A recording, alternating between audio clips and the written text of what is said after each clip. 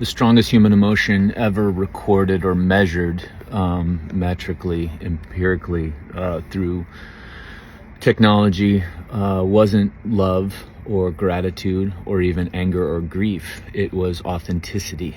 And that's where we are right now with, as far as our measurement of the understanding of the human. And that's, in my opinion, we can use science to science up. Don't use science to science down, to this reduction. It just doesn't work. But science up. And when you science up, you see that potential and possibility is unlimited.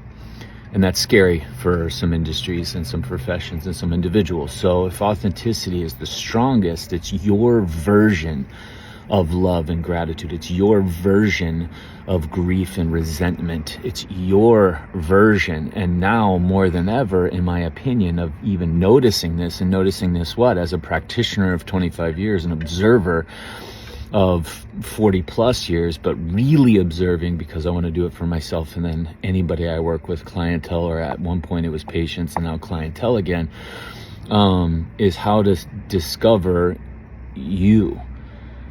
The world in all industries does not want that to happen. It hurts sales. It hurts trending. It hurts numbers. It hurts collective waves.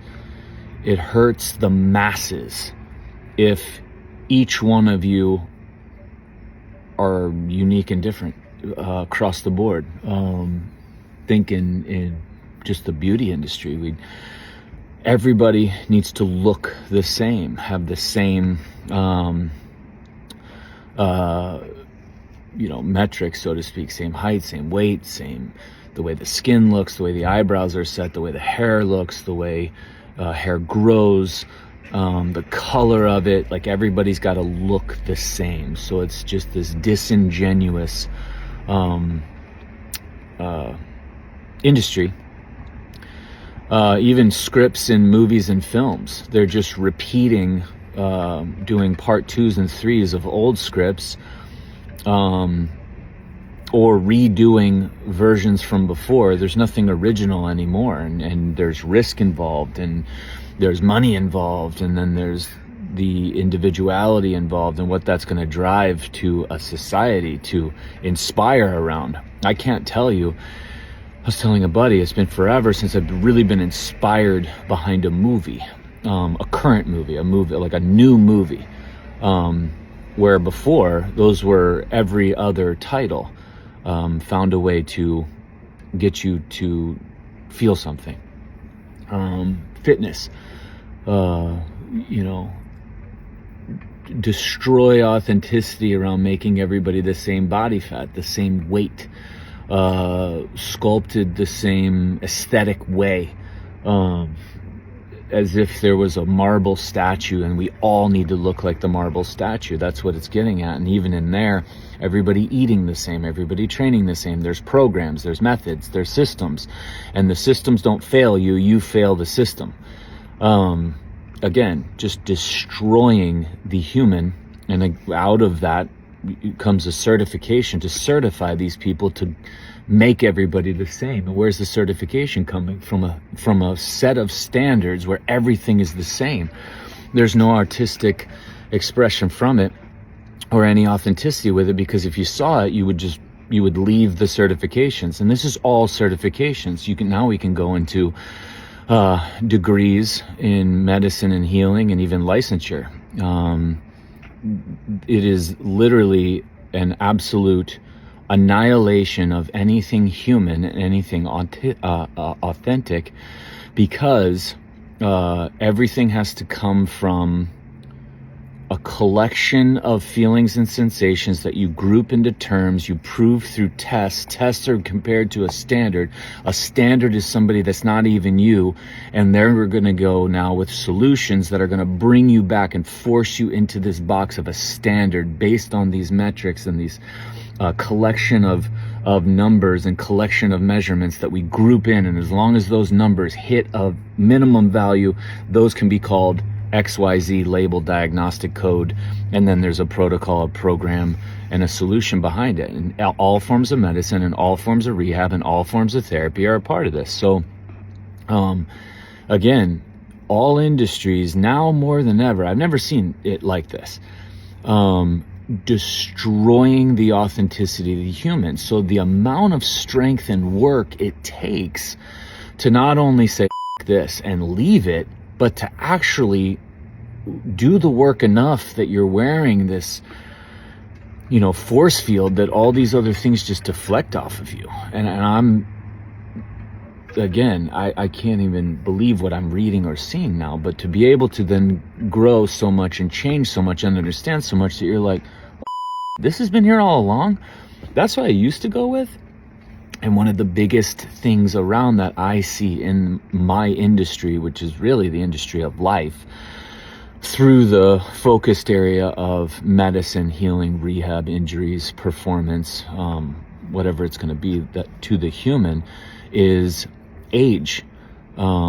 And as I said, this is what 50 looks like. I see posts like this all the time. This is what 60, this is what you should look like when you're 60. Or when you turn 60, this is going to happen. When you turn 70, this is what you're going to do. These are the screenings you're going to have. These are the numbers you should match. If you don't match those numbers, something's wrong with you at 70 because you cannot break out of this. And it's 40, 50, 60, 70, and then it just keeps going on where everybody is just not able, not supported to be themselves in any way. And then it moves on to you choosing the time that you leave, called death, because it will be a choice. And now take the top 5 regrets on deathbed. Go research it. It was a book written by whomever. I don't even want to focus on it because who gives a shit? But just when you take these top 5, the top 5 are literally attacks of authenticity. When people have their last breaths, their realization is, I wish I would have been more of myself. Holy shit, to be able to realize that before you choose to take your last breath. All 5 regrets were attack on an authenticity, and were a hope for going back and being more authentically you. God damn. So again, it's their version of 50. It's their version of balanced life. It's their version of 60. It's their version of what should happen at 70, not yours. Yours has never been measured yet. And just to bring it back to ease and bring a little bit of peace, your biology, basic biology and physiology, is there is no decline as you age and as you go on to your last breath, unless you want decline. And sometimes you will choose choices in your life where your body's going to have you declining for a season or years. I'm going to go over this on Friday in the Zoom workshop on hormones, understanding hormones, menopause, and andropause. And that's literally it. The physiology is on your side. Your body is on your side to take this wherever you want. You don't just decline without choice. And so again, it doesn't matter the measurement of time through years and calling you an age and then expectations based around that, whether it's degradation or performance. It just, we have to break free of that. So your version of 50 has never been seen. Your version of 40 has never been seen. 60, 70 has never been seen, never been measured before, ever. Same goes with any injury you would ever sustain, or any collection of symptoms that they're going to call a label, or any lab marker or value, or even an imaging. Jesus, I've been looking at imaging for 25 years. Somebody attacked me that I don't have any right to say that I can read imaging. Are you kidding me? Chiropractic degree alone bombarded us with observing CAT scans, PET scans, MRIs, X-rays, and then we've been looking at them independently as professionals that give a shit for the years prior to that. Image doesn't equal function. I've seen images matched, an image that will look one way in one person, they can have full function or limited. The image stays the same without the image changing. It doesn't, bone on bone. I've seen bone on bone with somebody not having any idea that it was there. And then I've seen that person completely make different choices, and it's still bone on bone, and their life is totally affected. So a herniated disc is still there even though the person doesn't have symptoms or has symptoms. Not the herniated disc. It doesn't make any sense. But the way we have to take a baseline image. This is what it should look like. This is what yours look like. What's should? I don't have any idea what that even means. To compare you to a should That's one of the most frustrating things in the world. I'm getting challenged every single day, 25 years into this, and it's the hardest. I'm getting hit right now because I'm discovering more to let go of more and understand more. And as you do, you drop all the stuff that you were challenging before. It doesn't make sense. So progressing in a profession doesn't mean adding letters after your name or adding tools and gadgetry or adding space to your office. It's simplifying. That's how you kind of know somebody's actually progressing in a profession, is they've simplified it. They haven't added more stuff to it. And so again, just in all transparency, I've gotten hit in the last, I don't know, maybe half a year, 12 different companies, supplements, a pasta brand, shoes that increase performance and decrease injury, testing of all kinds, and treatment methods. I'm getting asked that if I were to accept these, I wouldn't have to work one-on-one. I wouldn't have to get to do any of these workshops, any connection to any human being one-to-one. I wouldn't get to do that at all. I could literally mail it in with being a representative or promoting these or being an affiliate or being a part owner in these top name. I'm not even going to share top name things. I can mail it in, move to the mountains, build a cabin, make gajillions, thinking, what if I just did that? What if I did that? That would be the most disingenuous form of me at this time. But that's, again, my authenticity. I cannot stifle and imprison the version of me that has gone through what I've gone through and challenged what I've challenged and sacrificed what I've sacrificed and earned what I've earned to get to this point. But I have every opportunity to lose my authenticity every fucking day.